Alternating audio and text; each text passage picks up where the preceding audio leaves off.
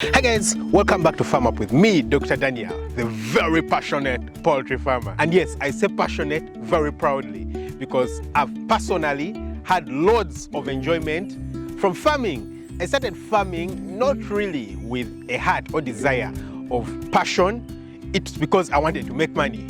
Just like most of us, the reason we do a lot of things is to make money. But with time, it became more than that. It has become something that I love. It has become something that I love to share.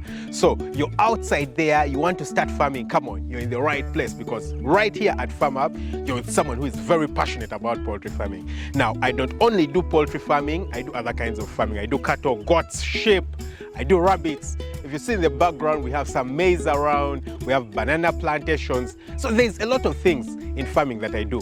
But I've discovered something interesting, that a lot of people fear to farm. It's crazy how much people fear to farm. When I talk to a lot of people, they're like, oh my God, farming is not something I can invest into.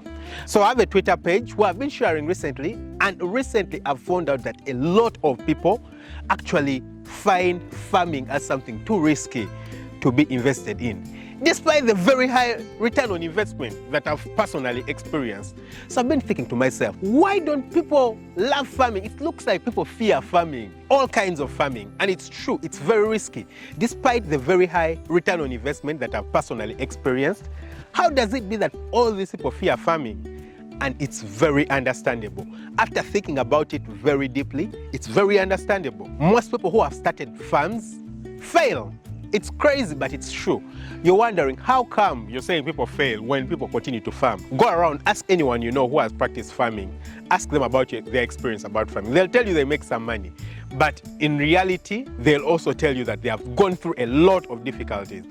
People say that farming is very unpredictable. And I won't speak for the crop farmers, because I personally also find crop farming very high risk.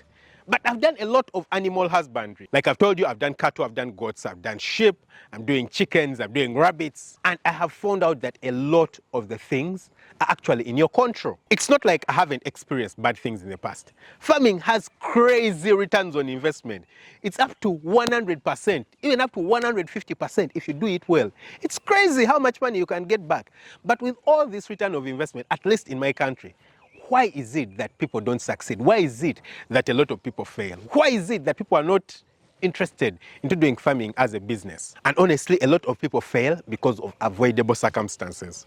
Now, I've had my failures in the past. When it comes to farming, or I'll use poultry specifically, because this is where I have a lot of my expertise. Over the past few years, I've been growing my knowledge and expertise in poultry business. And I have found out that there are two main reasons that farmers fail. Number one, the chickens get sick and they die. And number two, the feeds become too expensive, or they mix the feeds wrongly. Now, these are two things that are 100% avoidable. When it comes to chickens getting sick, a lot of farmers will tell you that, hey, poultry farming is too risky. Your chickens will get sick and they will die. Why don't we say the same thing with human beings? You know, getting sick is simply getting a disease, just like anything else can get sick. You know, just like cattle can get sick, just like human beings can get sick, chickens can get sick. Will you refuse to produce a baby simply because they could get sick and die? No. But when you produce your baby, you put in place measures that are going to minimize the risk of your baby getting sick. What do we do these days? We make sure that the children are immunized, you know. Of course, they are anti-vaxxers, but we'll leave that out of the story.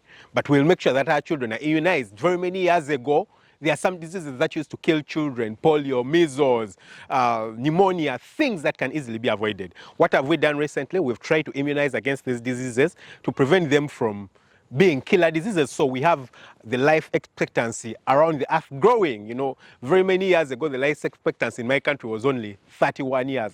Maybe right now it's 60 something. I know countries where life expectancy is currently 80 to 80 something. Why? Because we've curbed the ability to get disease. The other thing that we've done to prevent diseases in human beings is keeping our environment clean. You know, you don't put your human waste everywhere. They tell you to wash your hands. You know, we are very, very keen when it comes to cleanliness. Same thing when it comes to farming. For us here at poultry farms, when it comes to poultry farm, you need to make sure that the farm is clean, you know. Try to make sure that you don't have waste around the poultry farm. Make sure the farm is as clean as possible. Proper biosecurity. I've talked a lot about biosecurity on this channel, honestly. I won't repeat myself. I'll just leave a link to that video right here. Number 2, feed. The main 2 things. Feeds become too expensive. What do you do when feeds are too expensive? Feeds, the price usually varies. It goes high, comes low. Goes high, comes low. Of course, you can buy premixed feed, but that's too expensive. It's not something I advise people to do. But when the prices go high, don't buy. When the prices come low, buy and keep. Come on, it's even better for you to buy using a loan. You know, go to a bank. If you're a farmer and you've already done your farm and you know that your farm works and your farming works, go to a bank, get a loan, even if it's 10-20% interest. It's better for you to get that money and pay it back with 20% interest than for you to wait and buy maize, for example, when the price has doubled. If you've been buying maize, for example, for us here, we're buying maize at 600 shillings. The price doubles and it's 1,200 shillings. That's a 100% increase in terms of the price. If I get a loan at 20%, 15%, 10%, and I buy the feed when the price is low and I keep it, of course, I'm only going to pay it back at 12%, you know? But for the feed, I could pay 100% in terms of the costing of the feed. So of course you're going to be put out of business, you know. If you're selling your eggs and you're spending that much on feeds, you're getting nothing, you know. But it makes more sense if you actually have feed that you kept away for such seasons. And it's not like it's not predictable. We all know that that's going to happen, yeah. We all know that the price of maize is going to drop when harvesters come, and we all know 100% as certain as sunrise that the price of maize is going to go up. So why not buy and keep the maize? The second thing is mixing the feed, you know. You can buy pre-mixed feed, that will certainly be expensive. But you can learn to mix the feed yourself. It's not like you can't learn how to mix feed. That's why the problem is. Of course, there are some things where you have to put a balance between 100% mixed feeds and then pre-mixed feeds, so that you only have particular things to play around with, you understand? But if you can mix the feeds partially yourself, the things which are easily doable, for example, you buy grain, you buy maize bran, you buy maize, you buy limestone, you add into your concentrate or something like that, you can save a lot of money. You can save 20-30% in terms of how much you would have spent because of buying completely mixed feeds. So you need to make sure that you buy your feed when the price is down, and number 2, that you learn how to mix your feed. This brings your cost down.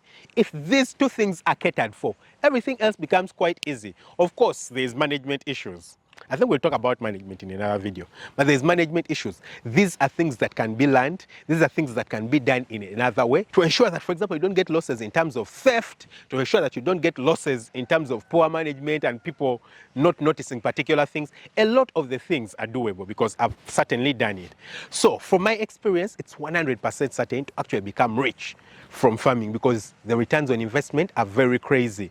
And we need to take away the bias that farming is very risky. Of course, farming is risky, but the more risky, the more the profit. So come on, everything, as much as possible, is in your control. I won't talk for the crop farmers because I know crop farming is a bit different. You know, it's a bit different.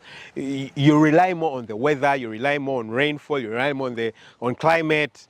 Unless you're doing mechanized crop farming and, you know, you're pouring in. Of course, there are things that are also a bit out of your control when it comes to farming. Things like the market. You know, sometimes the price comes down, sometimes the price goes up. But there are things where the price is a bit more stable and you can work around it. Also, if you've been in farming for some time, it's a bit predictable how the market will be running. You kind of know how it will run. So yes, I know that it's 100% possible to profit from farming, and I admonish everyone over there, come on, you can control it. If you put it in your control 100% and it's in your control, you can be a success at farming. Don't forget to hit that subscribe button, smash the notification bell, that way you never miss out on an upload. Lots of love, bye-bye.